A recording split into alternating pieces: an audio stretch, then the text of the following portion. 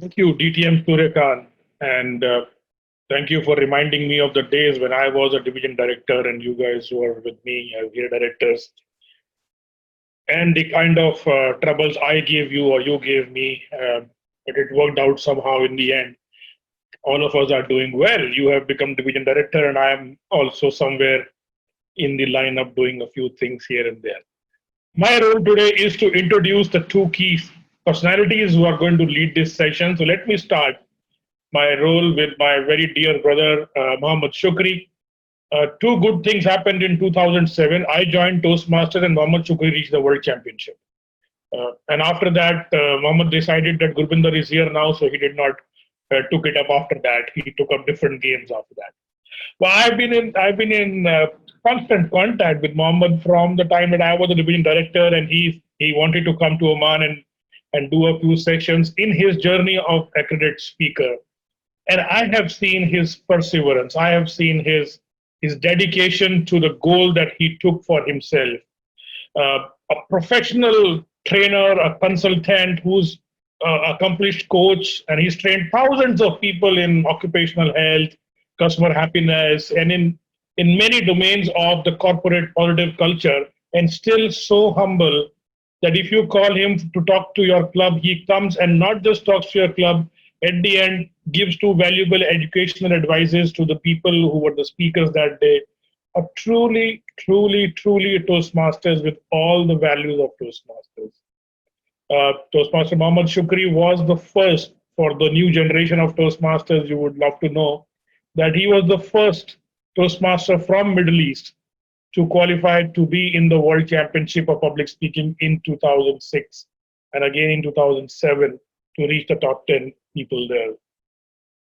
And even in the later sessions in Canada, I remember at the Vancouver Convention, he was a educational speaker in the top 8 speakers of the world who presented education sessions. Phenomenal work he has done for the Middle East Toastmasters and for the global Toastmasters. And I'm very happy that this year at the virtual Toastmasters convention, he was awarded the accredited speaker title, which is again the first in the Middle East. And I think it is about 88th or so in the world. There are very few handful of people in that group of people. And we are so happy that Mohammed has decided to be with us today and share his experiences and his stories. So welcome, Mohammed, to this session today. We look forward to listening to your interesting conversations, as always. And I remember when Oman DTAC 2018 was happening, Mohammed was an education speaker for an Arabic community session, and he was dealing with a family emergency, a medical emergency. But he kept his word and promise.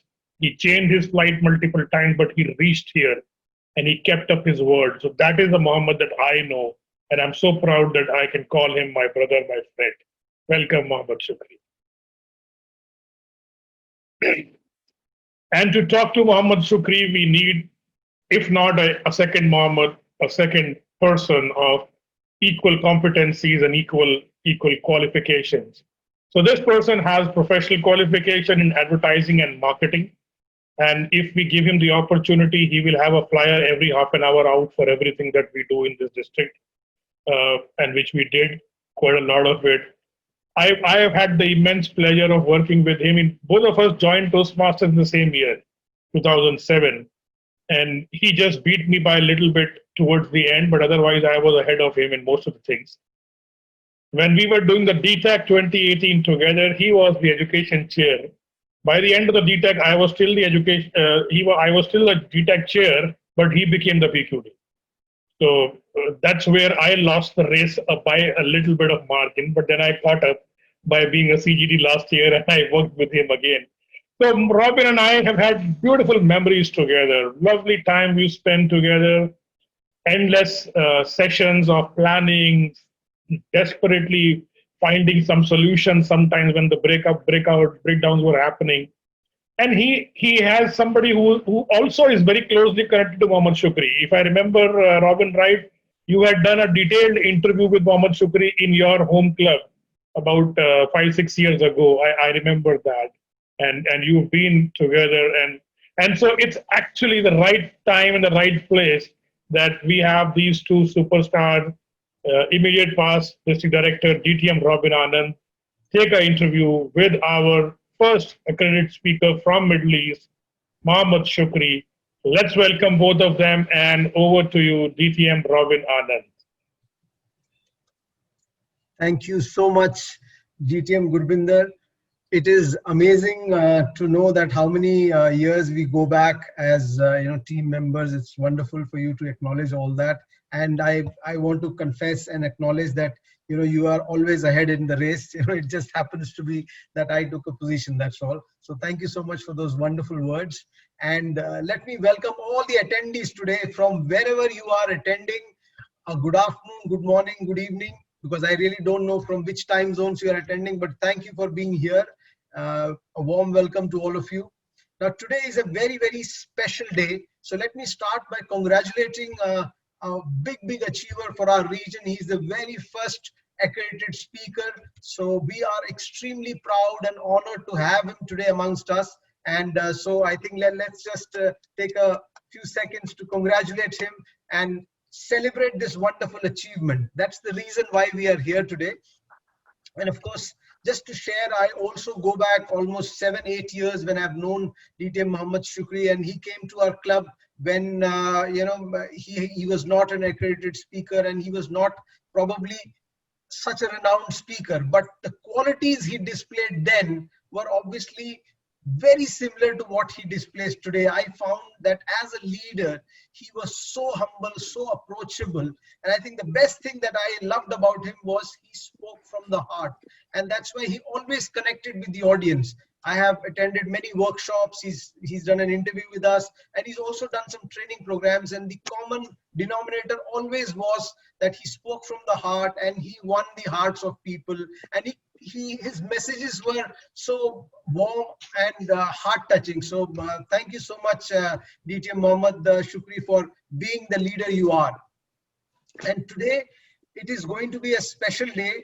The objective of this talk is very simple. He has achieved something which nobody has in the region. So he has paved the way and opened the way for all of us to try and follow in his footsteps and do what he did. So today he will try and demystify what is this accredited speaker, and how can you become an accredited speaker? What are the steps involved, and why should you become an accredited? All those questions will be answered today. And just quickly to tell you about the poll, the reason for the poll was to understand what is the main objective of all the attendees today in joining this session.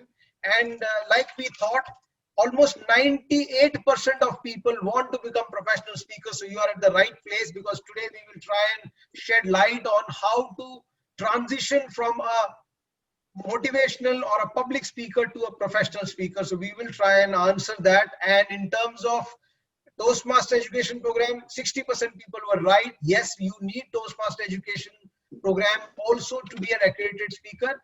And last, 80% of people really don't know how to be an accredited speaker. So all the three answers are perfectly suiting today's audience and the objective. So hopefully by the end of the session, we will answer most of these questions. And if we don't, you have 15 minutes to ask those questions yourself. So now we are all set. And for the first question, DTM Mohamed Shukri, are you ready? Oh, yes.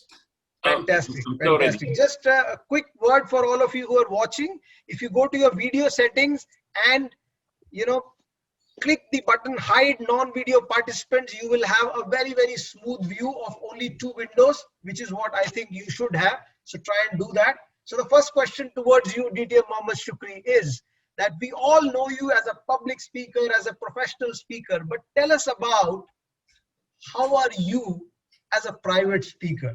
How are you to your family and your friends? That's the first question to you. Okay, a very good afternoon to you, and good day, good evening to wherever you are and come from. I've been receiving these beautiful messages, but I have to break the rule, my friend. Family, who is my family? With these 2 beautiful introductions from my brother Gurbinder and yourself, one thing I want to thank Zoom is that it doesn't show a person when he fights back his tears, nor does it show if any tears are there, because you guys made me tearful. Oman is my big family.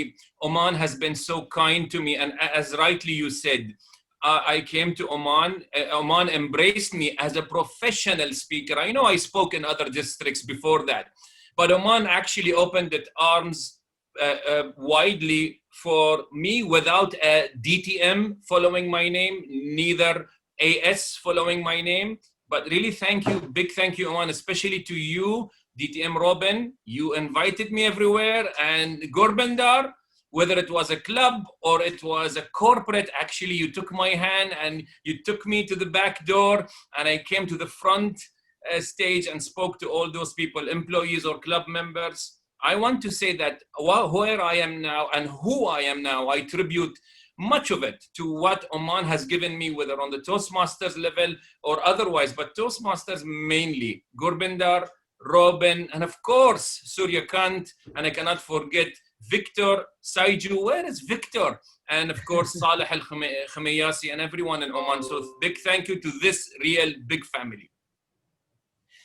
Okay, going to about my family. We know why we Toastmasters love public speaking, because we cannot practice public speaking at home. We know that. We said that many times, and we joke about this. But really, you think I can speak to my family the way I do now, or the way I do in the club or district? No way. Do they actually follow? I send them the links. I see everyone, but I don't see a family clicking like or showing up. So that's why I speak to my bigger family, Toastmasters. I cannot speak like this to my family. There are two instances, though, that my family wanted to listen to me as a public speaker. I'll tell you these two instances. Number one, last year, I remember when I went with my family to my nephew's engagement proposal. You know, we Arabs, if we go and propose to someone, we take our kids, we take our grandmother, grandfather, uncles, aunts, everybody. So we were in this big majlis, we call it, big hall, and all the men were there, and the shy nephew sitting down there. And someone has to start, and it's not me. His father has to start and say, we are proposing to your daughter. But nobody says anything. Guess who are they looking for? Me. Mohammed, can you please start the conversation? Who, me? It's your son. I'm not his father. You should do it. No, you're the Toastmaster. Now they know I am a Toastmaster now. So I had to open the meeting like we do in the club, Sergeant at Arms. But I didn't say switch your mobiles off. Anyway, I had to start the first line. So that's situation number one in the wedding, where everybody's smiling. Unfortunately, situation number two is when we have a funeral. Yeah, I'm sorry to say this. Maybe it's ironically making you laugh, but I lost my uncle weeks ago, and I went with his children to the cemetery. We cannot go in large numbers due to COVID-19, but only the close families with strict precautions, we go there for the burial. Once the burial was done, and the son wants to say something, wants to declare something to the attendees, wants to say thank you for attending, guess who he turns to? Yes, me. Mohammed, can you thank everyone on our behalf? Imagine it's so hot in Bahrain. You are in the graveyard, and I have to say votes of thanks to everyone. So this is where my family remembers me. When they are challenged, they want me to be a public speaker. But jokes apart, family or no family, everywhere, you have to apply your skills. And this is what we are about in this. You have to be a Toastmaster wherever you are, at work and family, and not just in the club. So over to you. Thank you so much. So I think it's very clear that the skills you acquire as a public speaker or a professional speaker never goes waste wherever you are, because you are always a public speaker. So thank you for that. Now the next question is, in the year 2006, you reached the finals of World Championship, and again in 2007. Now these 2 years, how did they impact you as a speaker, the World Championship finals, 2 years continuously? How did it impact you as a speaker? Okay, so now there is something in us speakers when we reach to any pinnacle, low or high, or any milestone or achieve any award. We want to show that it was after hard work and epic journey and I conquered the odds. Of course, nobody reaches to the pinnacle without hard work, but a secret I want to leak today is that I was speaking before, by the way. I was speaking since my teenage in my neighborhood, and we had a lot of ceremonies in Bahrain, and I was always the go-to MC since young times, okay? So I practiced speaking a lot, but as an MC for 16 years before reaching to the world champion in 2006. So I like to say that from the first attempt, I have reached to the world championship of public speaking, which sometimes I do, but there is something behind it. And I'm very comfortable to say, no, I was comfortable with the audience in general. However, what has changed to me in the world championship is that it has challenged me in a very specific dimension, which you, Robin, have noticed it since early times. And that is, speaking is really not only about the mechanics or the story or how emotional it is or how deep your conviction is. It's really beyond that. So I had an incident in my preparation for Washington, D.C. 2006 that made me, hit a hard wall. There is something called speaking from the heart, but there is no definition of it, actually. It's like love. Nobody has found the real meaning or purpose behind it. So the 2006 tournament opened my eyes for something called speaking from the heart, but I did not declare. Slowly, my hidden journey was how to speak from the heart and find actually the tangible steps to reach to that intangible area and space. And thus I created, only very lately, I created a program which is called To Speak, the Top 10 Secrets to Speak from the Bottom of Your Heart. But actually, there are ways to speak from the heart, and that is what the 2006 journey gave me. It didn't give me the title, though. Thank you so much. So I think every big event in our lives changes something in us. And I think speaking from the heart is something that you gained, which is a huge thing for anybody to gain, because a lot of people speak their entire life, but are probably not able to speak from the heart. So I think if one event could have done it for you, that is wonderful. So that's a I just, since it's an interview, Robin, I just want to say one thing so that people do not get mixed. There are no people who speak from the heart and others do not speak from the heart. Everybody speaks from the heart, but before you speak, there are things that come between you and your heart and, distort your view, and the purity of your speaking heart will diminish, and then you will have to do something robotic due to some pressures. People are not liars. They are not hypocrites. They have a heart and they want to speak from the heart, but there are certain barriers they have to overcome. So over to you. So that is amazing that you could overcome those barriers, even after 16 years, what you were not possibly able to do, that 2 events changed you and helped you to attain that purity. So that is wonderful. Now we'll go to slightly more serious subject of how did you transition from a public speaker to a professional speaker? Tell us about that journey, because I think your Toastmaster World Championship again was about public speaking, but I think after that is where you journeyed and became a professional speaker. So tell us about that experience. All right. So, Robin, I'm reminded, I'm going to say things, I don't know what's your magic. In both interviews back 6 years back and today, you make me say things I wouldn't say in a very normal, organized interview or event. Anyway, so I'm going to say this for the first time as well. One of the books that really impacted me was suggested by my friend in Dubai, Toastmaster Samir. I think, Samir, you are here, Samir GP. Okay, such a great friend. And those few days with you, Samir, made all the difference for me. So he suggested a book to me. That book's name is, and by the way, congratulations for your new book. That book's name is The Art of Thinking Clearly. It's an international bestseller. Please take that book. The first article in that says about the successful people, and it talks about the symmetry again. Most people actually did not accomplish in any line, whether they are rock stars, rock music, or speaking, or authors, etc. Most people actually failed. Very few succeeded. But the media does not care about the stories of the failures. And it always sheds the light on the successful people. And because of repeating those stories, people who follow, or they are passionate about following the steps. I wrote it down, following the steps of Mohammed Shukri. No, do not follow my steps. They create a rule and they create a pattern and they want to follow that pattern. So the next question comes to me, how did you achieve? And when I say, how did I achieve?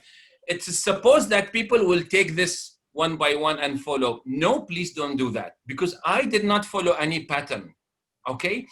And I want to say that what I did was just doing my best at every corner, every step, having the passion of speaking and the passion of benefiting the audience, being sincere to them, just that, not knowing where is this taking me to, not knowing where I will reach actually. So I don't want you to follow a pattern. I want you to do your best in your speaking. Whatever you speak about, whatever you speak, wherever you speak, especially in Toastmasters, do your utmost best. And you will see doors will open to you that wouldn't otherwise. Don't sit back and say, oh, I didn't get a lot of motivation today. Oh, the VP education did not follow up with me. Oh, what is this club? They are not motivating or commending a lot. It's up to you. It's your journey. It's a club. It's not a training course where the teacher has to follow you and pat on your back all the time. Although we have a lot of motivation, do your best. And if you're a Toastmaster, speak outside Toastmasters. That's my biggest line of the day. I'm going to say it several times, but we are not Toastmasters to stay Toastmasters in our clubs. We have to carry that hat and legacy outside. Otherwise, nothing will open up. We will enjoy our time with our family. Until next meeting, we have beautiful memories, beautiful speeches, but then what's the point if you do not serve your world outside? So just to speak at your best and outside, break your comfort zone, go outside your club. We're going to mention some examples later if we have the time. No, it's a simple, but I think very important message that do your best. You have enough opportunities. That is extremely important. And try and go outside of your comfort zone, which is outside Toastmasters, and try and see if it works. Because a lot of times in clubs, what works may not work outside. So it's a very, very good suggestion. Now coming to your pinnacle, which is your 2020 accredited speaker title. How has it helped you as a speaker, especially as a professional speaker? How is it helping you? Now, that's a tricky question, Robin. It's just been a month or 2 months since it was announced. So how it will help me, I actually have no clue and no idea. And many of us think, even myself, that once I get that title, once I get those 2 golden letters and I add them, and of course, I will brag about being the first, etc., everywhere and platforms. That is the way I might be thinking. Once I get that, things will be easy. Things actually will smooth. And we know this is not true, actually. The accredited speaker will not be the magic wand that will help you along the way. We know that there are world champions of public speaking who have not benefited from their journey. They went back home and did nothing. Maybe it was their decision. And we know a lot of speakers who are not world champions of public speaking, but they are doing better than the world champions of public speaking. So the contest season is coming. And one of the things I want to demystify is that obsession with reaching to the highest level, because after that, it will be cloud 9. And after that, everything actually will fall in place. No. Look at all the world champions. They are working hard. They are true champions. They are still champions. They are working hard. They are working their beep off, you know. So you have to work at the end of the day. An accredited speaker is a prestige, and after 2 months, everybody will forget what I achieved. And I have to go back actually and do what I love, serve the people in my environment, in my industry, which is health and safety, and other industries which I am connected to closely. So actually the journey will help you in one thing. Taking up the journey is like taking up the world champion contest. It will sharpen your skills. It will put you under unique pressure that will squeeze out of you what you couldn't otherwise in normal club meetings, in normal comfortable setups. I'm a trainer, and me, I'm just talking on behalf of anyone. If I'm a trainer in certain aspect, I am hired to teach people, and it goes like this. I get my check, but the title actually will put you under very severe pressure, and I'm glad I exposed myself to it. So that's one big benefit. So I think what you're trying to say is very simple. The added pressure, if as a speaker and as an individual, we take it positively and leverage it, and that added pressure on ourselves, we use it to perform better. That's when it starts making an impact for us, right? Exactly. And I was in Oman speaking a lot to corporates in health and safety specifically. And repeatedly, I used to come, except for the pandemic now. And so I don't need, why should I go to the accredited speaker? But really, those guys back there in Toastmasters headquarters really demand of you things that you probably thought you were so professional on terms of the corporates that they call you. But on our terms, no, it's going to be different. And that's, even if you do not apply for the accredited speaker, my friend, take the measures of accredited speaker. Start and train yourself and make it a habit to adopt what professional speaker is. Let me give you an example, and I'm sorry if I'm taking an extra time. One day in my home club, advanced home club in Bahrain, I'm doing speaking for different organizations. One day it was for a school. And I said to one of my friends at DTM, and I told her, can you help me and deliver to those students? And the invitation was to me. It was a formal invitation, etc. But I told them, I'm going to invite someone to speak with me, not only me. Mr. Mohammed, we wanted you. We don't want to take a risk. We don't want to take risk with anyone else. I'm telling them, no, don't worry. I know what I'm doing. But inside I was scared because this lady is going to do it outside for this big audience for the first time. I trained her, prepared her, because I want her to see what's happening outside the club.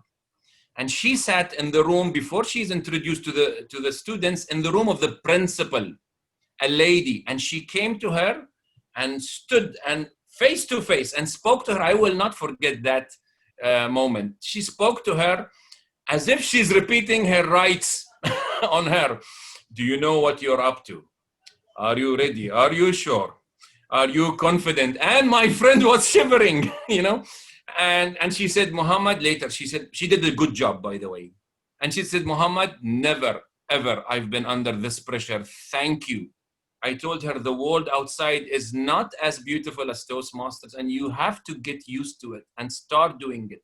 And in my club, I still do that. I bring some of the good speakers, little, steps further. Come with me, speak with me, introduce me at least. I want you to see the real thing. So yeah, there you go. Thank you so much again for elaborating. Now, the most important question possibly of the session today is for aspiring Toastmasters who want to become accredited speaker like you. What is the time frame you are looking at, or what do they need to do?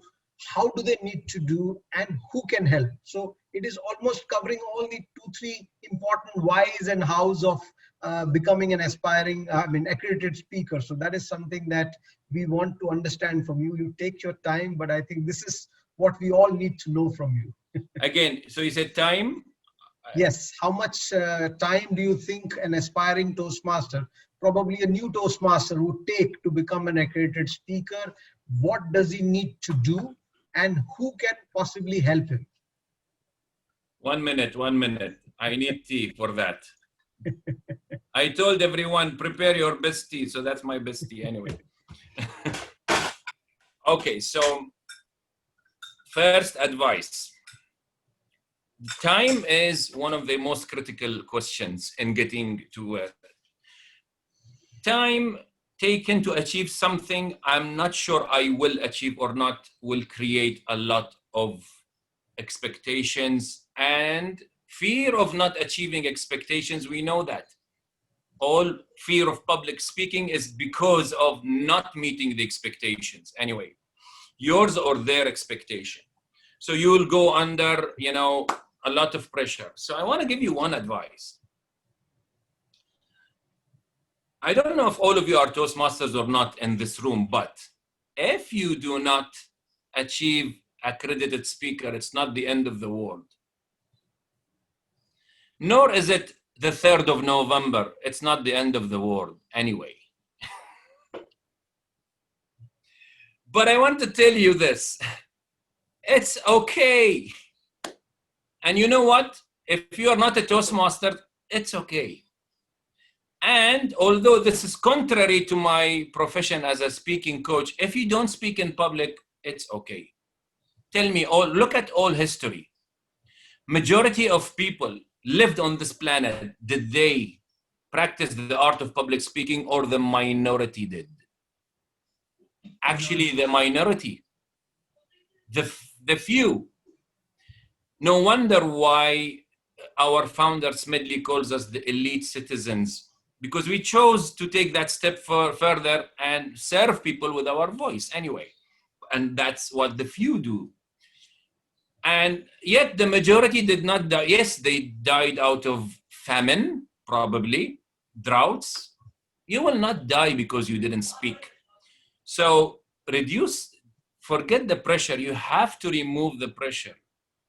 It happened to me that, what if I don't get the accredited speaker? What if I don't become the world champion? I didn't become the world champion. I reached to the finals twice, okay? But I didn't become the world champion. And yet the world is so big and the opportunities are so many. As long as you do your job and speak your best. If you love speaking, speak regardless of titles or not.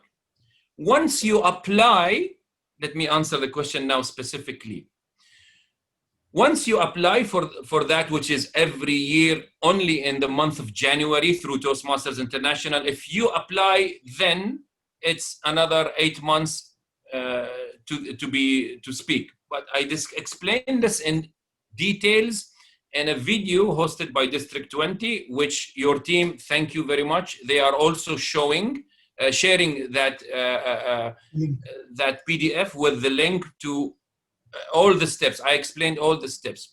But it takes time for you to actually start speaking outside Toastmasters, because accredited speakers mean Toastmasters gives you the title for speaking to non-Toastmasters. Toastmasters makes you a world champion for speaking to Toastmasters, but accredited speaker, it gives you if you speak to non-Toastmasters. And I'm glad they are doing this, because there is at least one part unique of the organization that tells you clearly, if you want this, you have to go out and serve the people within your industry. Within your industry. The other thing it takes is you believing that you can speak to your industry. And this is something really challenging. Many speakers want to deliver motivational speech, inspirational speech. I want to transform people. I want to change people, like that Tony Robbins, like that, I don't know, world champion. Everybody wants to become a motivational speaker. It doesn't work that way. You can motivate people within your niche, boring, technical industry.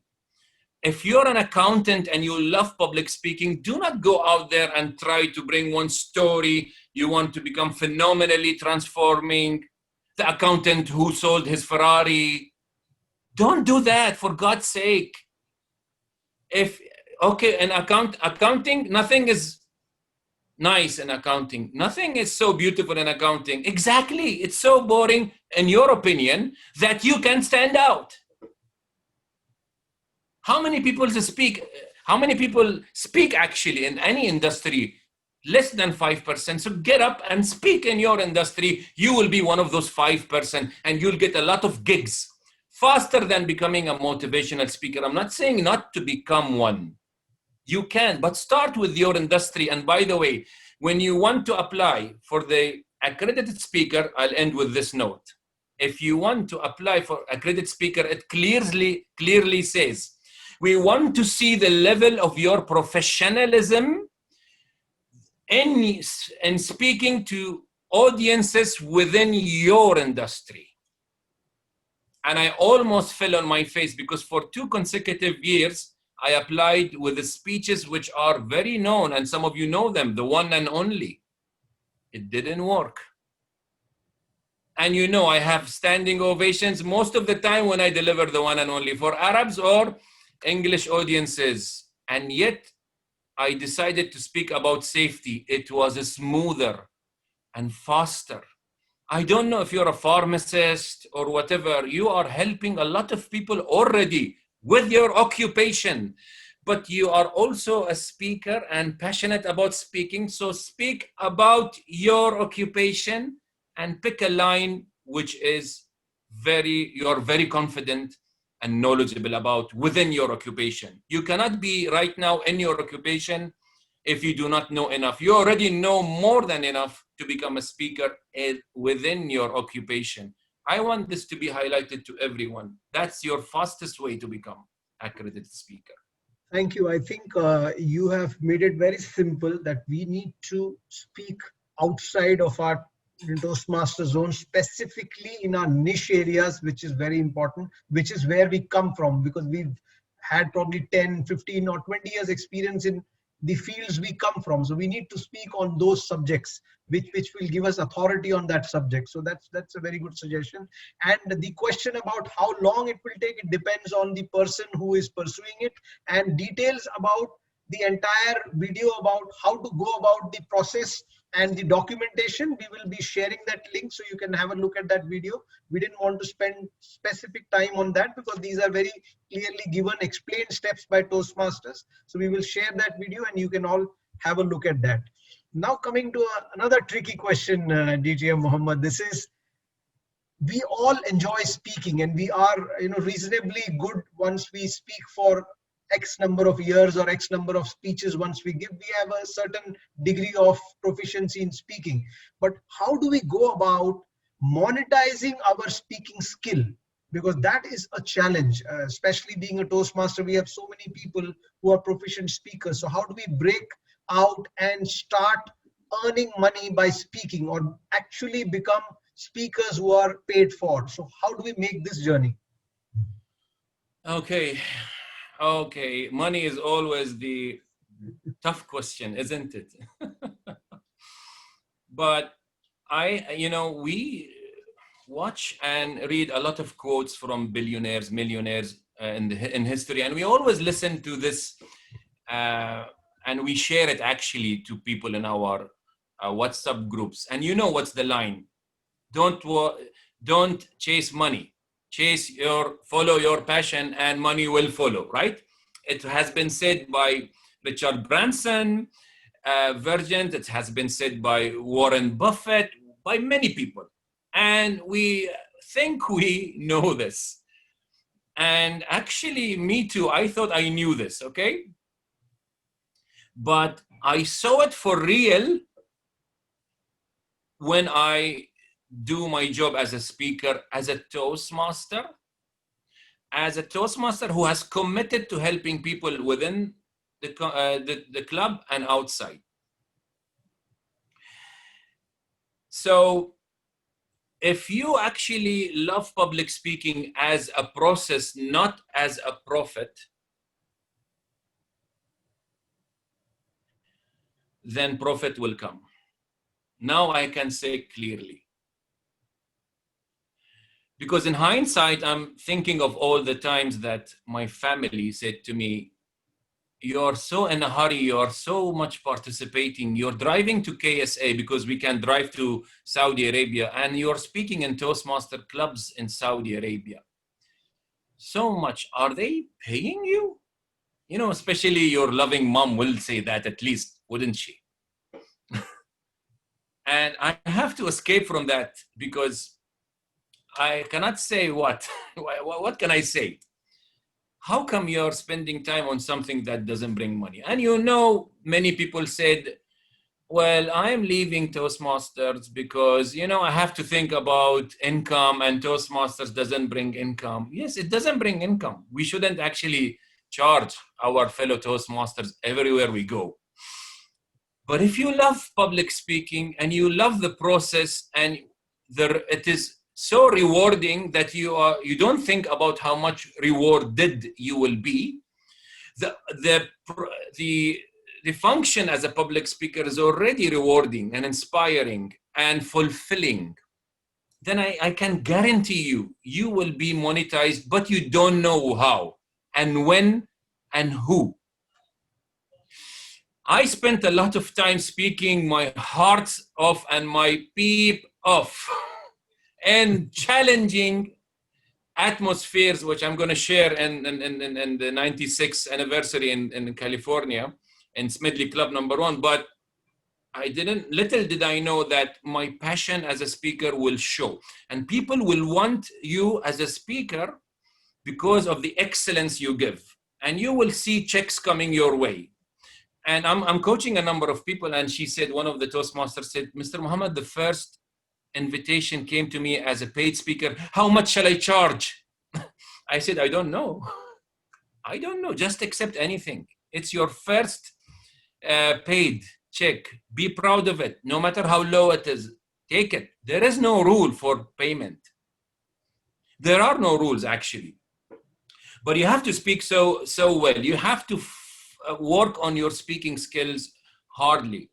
And I want to mention one challenge in monetizing in our region. Maybe this is for our region. I'm glad others are here with us, but I have to say this. Maybe you have a question about challenges, I don't know, but one of the challenges is locals. I'm a local. And tell me, who are the preferred speakers, locals or outsiders? Okay. This is a free, honest space, and I want to say this. No way. Especially if they are Western public speakers, they are always favored. And no matter how much they charge, they will be, and we are less expensive because we are at home, right? That's a big challenge. It took me a lot, my friend. It took me a lot to prove that a Bahraini, a local, has ideas. I mean, what's the difference between us and them? They are most welcome. We learn from them a lot.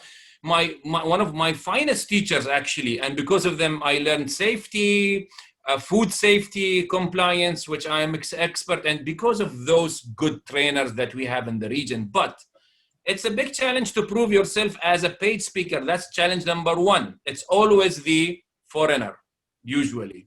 The other thing is, we don't pay for speaking, Mr. Mohammed. We pay for trainings. Training courses, training workshops. What are you talking about? You mean a 2 hours motivational speech and you want to get paid? We have doctors from universities who come and we pay them nothing. And they are more happy. 30 years, a doctor, professor, and he speaks. And you are charging us. Of course, they wouldn't say this bluntly. Sometimes they do. But the culture of the Gulf here is that deliver a lecture for free, no money. If it's training, then you pay. That's a big challenge. And so we, as professional speakers in this region, are going to have some challenges proving to people that professional speaking is an industry and it's well valued back in the West, and it should be in our region. And I think we are changing this, and your Speakers Bureau will change this, and all of us as Toastmasters, when we go out and show them the talent and style and substance of Toastmaster speaking.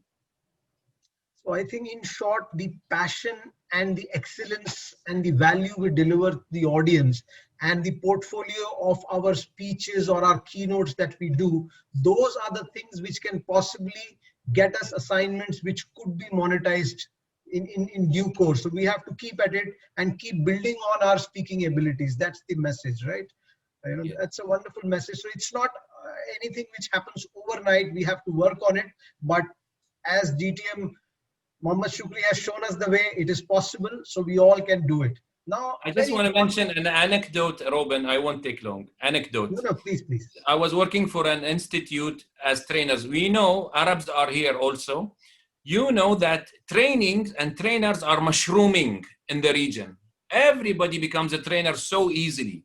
If he teaches a course, next day, if he takes a certificate for a course, next day he's a trainer for that course.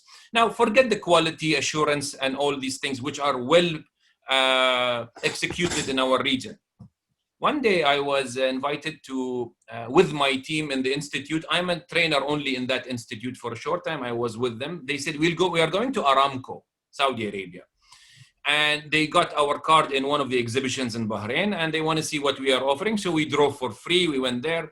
And the manager of the institute, he had discussions with them, and he told them, this is Mohammed Shukri, our trainer, one Toastmaster, finalist. I mean, it was Johns Hopkins Hospital, Aramco, by the way. And before leaving, he told the man in charge, I just want you to watch Mr. Mohammed Shukri just for a free session. And I'm grinding, free, why free? You know, just free session. And on the subject of, which is one of my programs, customer care for healthcare.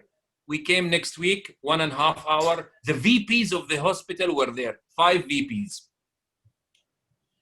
And the man in charge decided to visit for 5 minutes, only to see how is it going, and then he leaves to his meeting. He stayed there for 1.5 hours.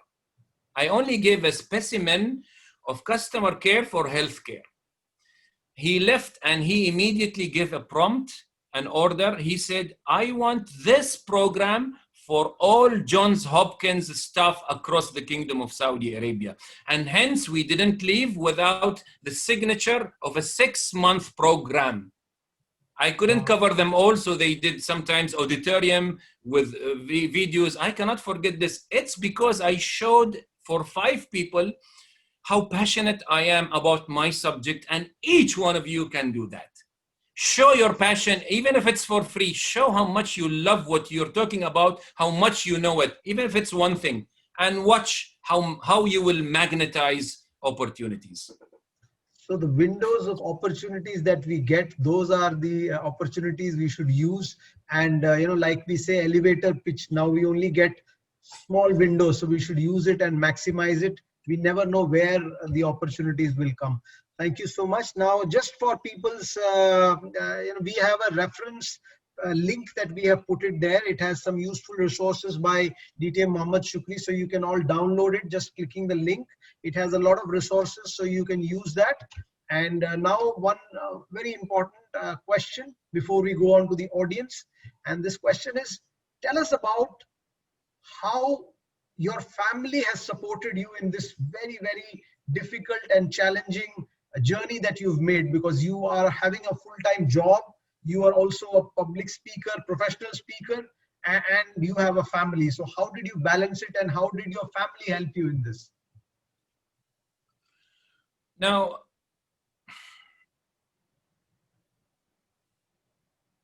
it's a difficult question. And Robin, I mean, I would like to paint a beautiful portrait. I would like to say what many speakers or celebrities, which I am not, and say my family stood up with me, they did this, they did. No, they didn't, actually. I'll tell you one thing. I am not working full-time. I actually left my company in 2010. And it was downsizing. Alba Aluminium Bahrain was downsizing, and they gave packages for middle management to leave. I was a superintendent, so I applied. And it was very weird because my hair was still, black. And usually who takes the packages? Who spent many years so that they can, do the calculation. But I spent only 17 years. In those days, I wasn't of the category who leaves the company and takes the package, and especially not having any opportunity and having 5 kids. So guess what was the reaction of my colleagues and my family? Mad. You are crazy. You don't have work? No pension. 17 years means no pension. You just take the money and you leave. 2010, my colleagues rushed to me, said, you go take the paper off the desk of your manager. Don't do this, you crazy. You know that you are a star in the company and you will become a manager. I said, I don't care. I don't know, but I don't care. And my family said, are you sure of what you're doing? Actually, I wasn't. So, all these eyes looking at me, and I'm doing this, going out because I thought that this is not for me. But I didn't have any solution, so I left. And after 3 years, started speaking again because of invitations. Otherwise, I was at home.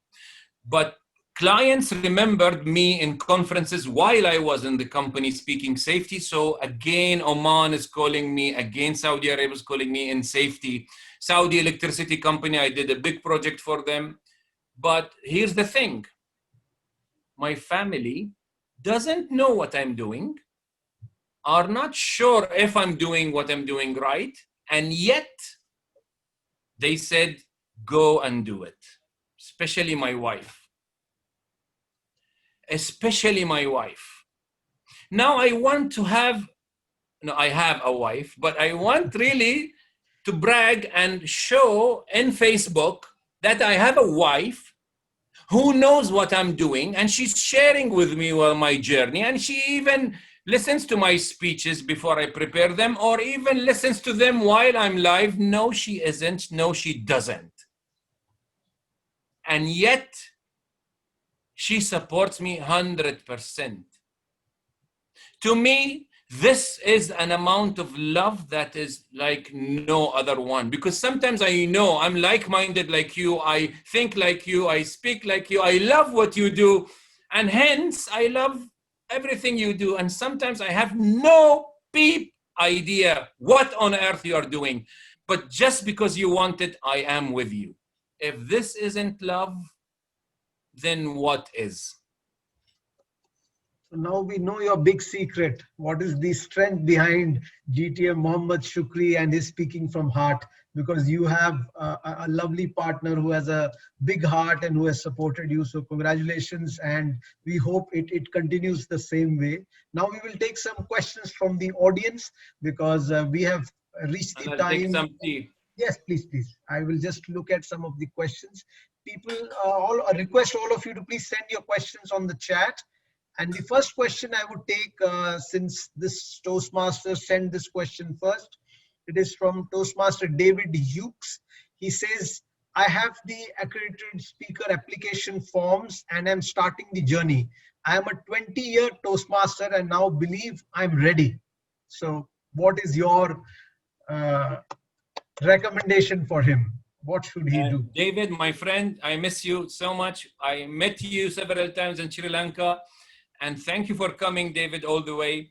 Well, I know, it's a cross, but David, I'm reminded of this quote, which we all know, okay? It's better to be prepared for an opportunity and not have one than have an opportunity and not be prepared.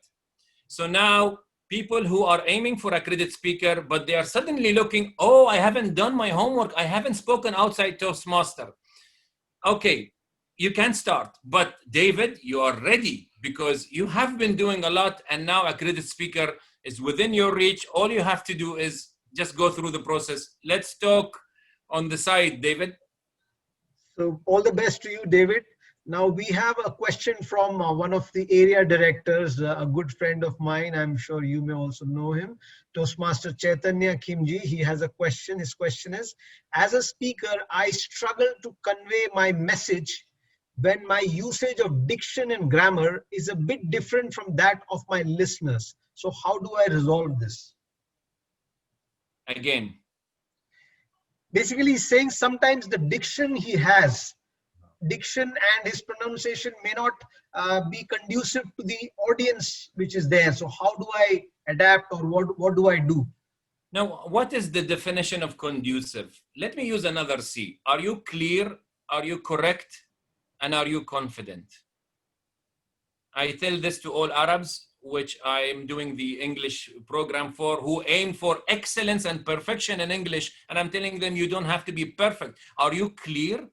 Correct? It's enough. Accent? Look at my accent. Listen to my accent. It's never American. I'll never make it American. I don't have to. No Western people want. Neither Toastmasters International said, when you come and speak in Vancouver as a keynote speaker, please fix your accent. In fact, they embraced me, and I was the only non-native speaker, and yet I was highly welcomed. And look at, so do not think about anything other than being clear, understood, and that's enough. We all have our accents. Conduciveness, I'm not sure what is conduciveness. You have to fix it if people do not get you. That's it. So comprehension is most important. So what you are speaking, if it is being understood, that is good enough. So that's the answer for you, Toastmaster Chaitanya. You're doing well. Added C, my friend, comprehension. Yeah. And now we have another senior Toastmaster,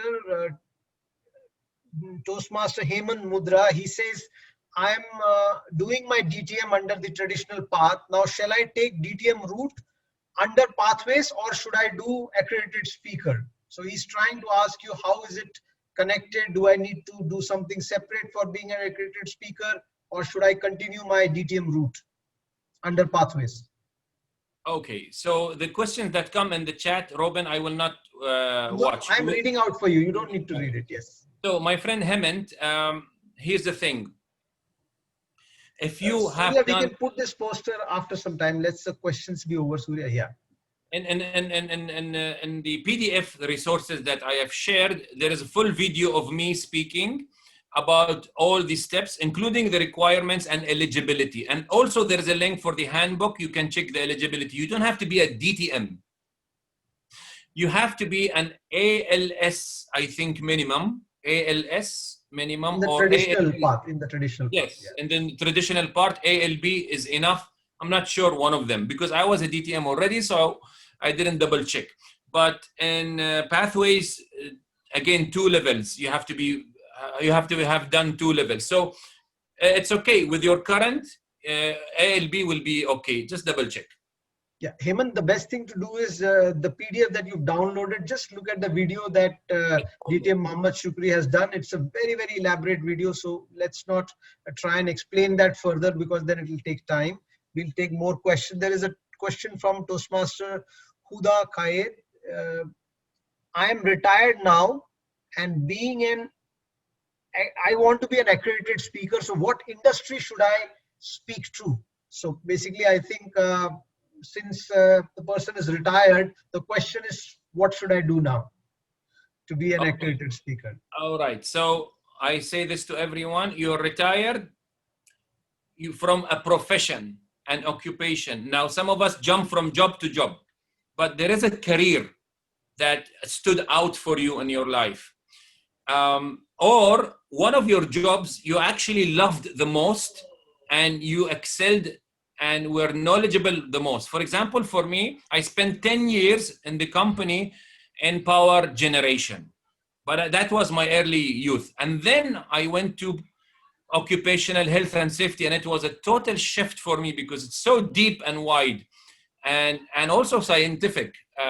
So that was my turning point, and I used my profession there in accredited speaker, and I got that. So on the 1st of November, if you can see the PDF, there is a flyer about me speaking in Kerala DTM's guild. There, it's called the Key to Keynotes, keynote speaking.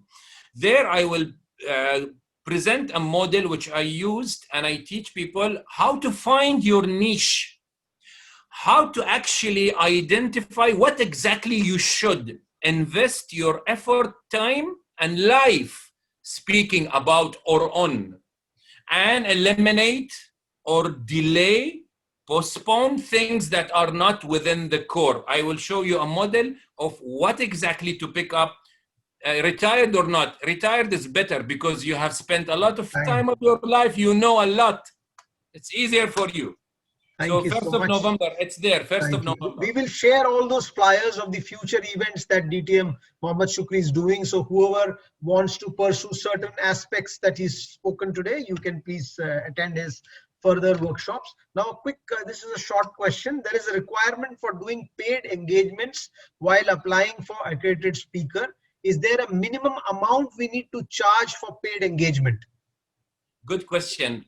When you submit for June next year, you should have filled a form which says and lists you. Within that form, there is a list of 25 speaking engagements to non-Toastmasters audiences in the past 3 years. Not 25 in the past 5 years, 25 in the past 3 years. Okay, all of them should be non-Toastmasters.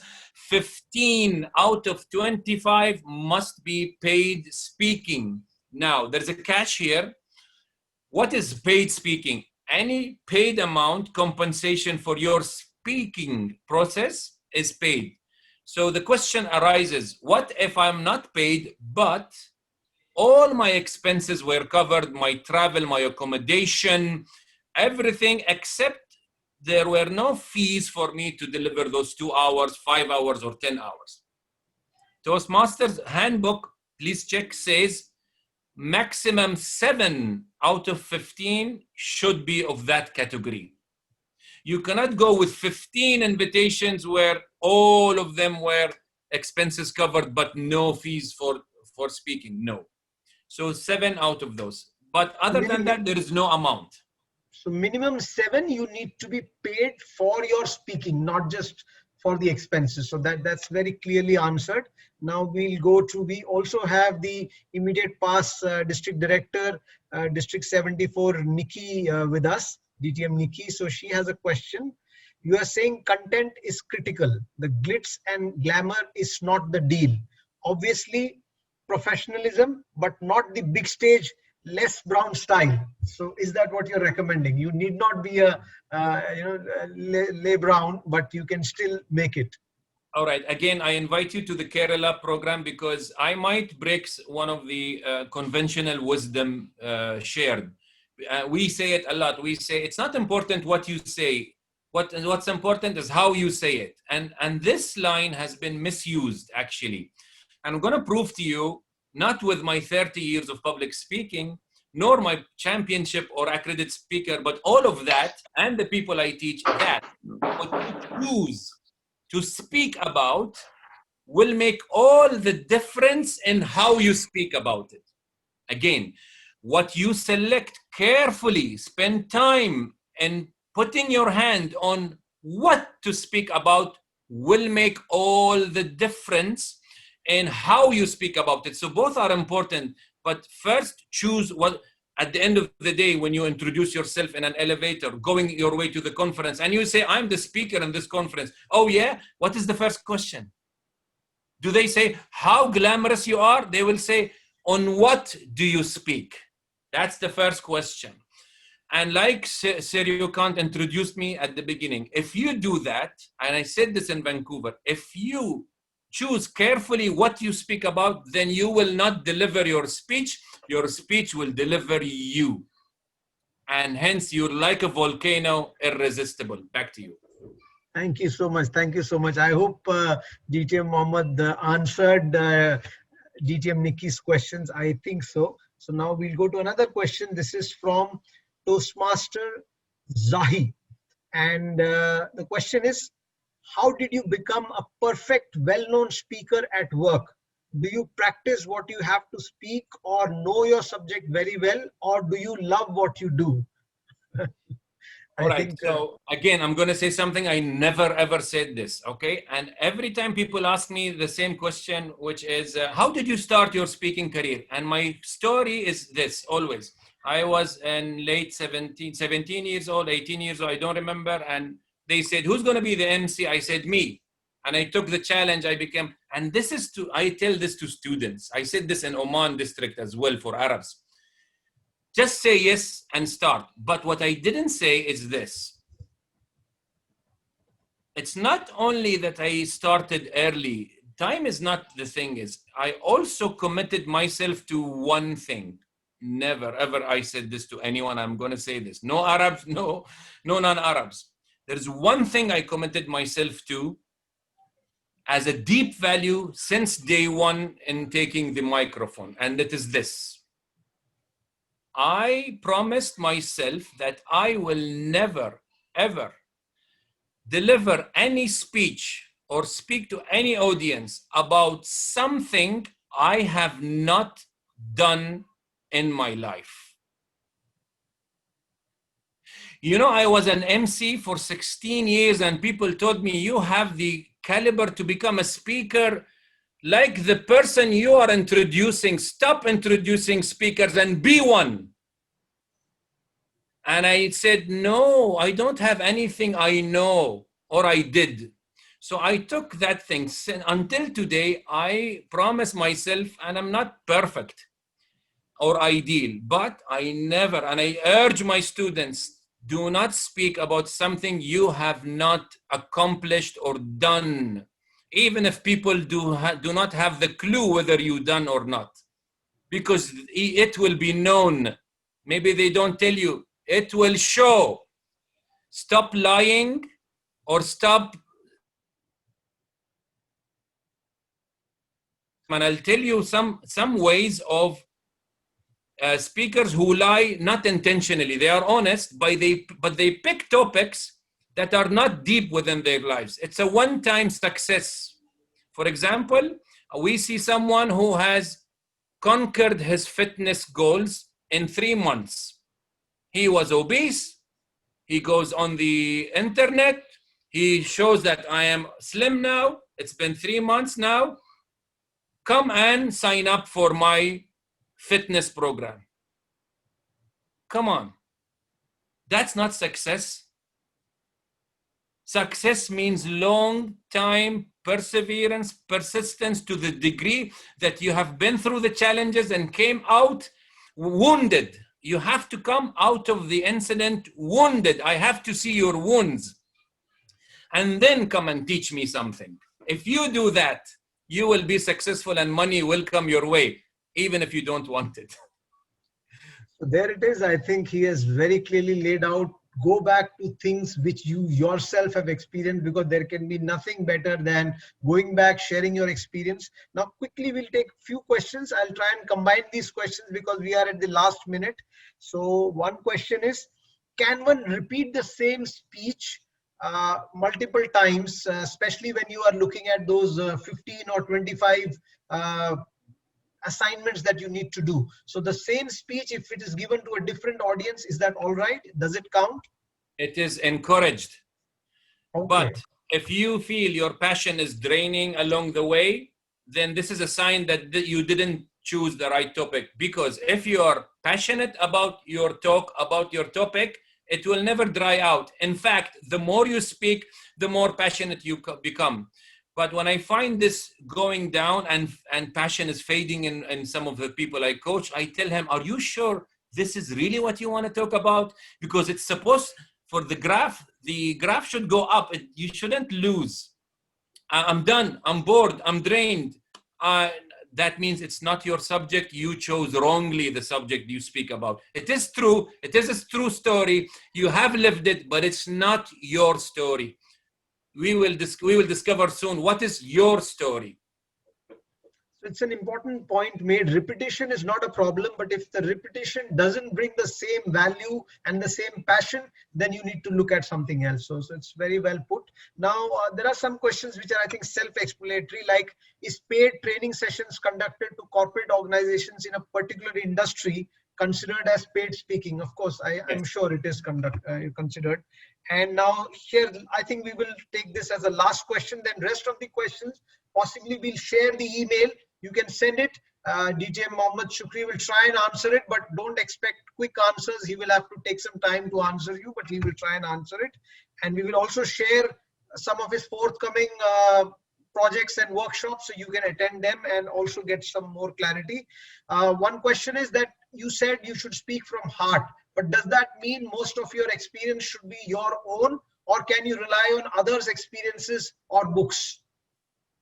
Okay, so I created this program after so many people asked me to do only in the final years. And it's called the Top 10 Secrets to Speak from the Bottom of Your Heart. And I say this, when I say you speak from the heart, actually it is really not from this part of your, although you feel good, when you speak, but actually this is a process, and there are tangible things you do that you can be called speaker from the heart. And one of them is, people say, I'm a computer science person. Where is speaking from the heart? Yes, of course, you can speak from the heart if you are a computer science teacher.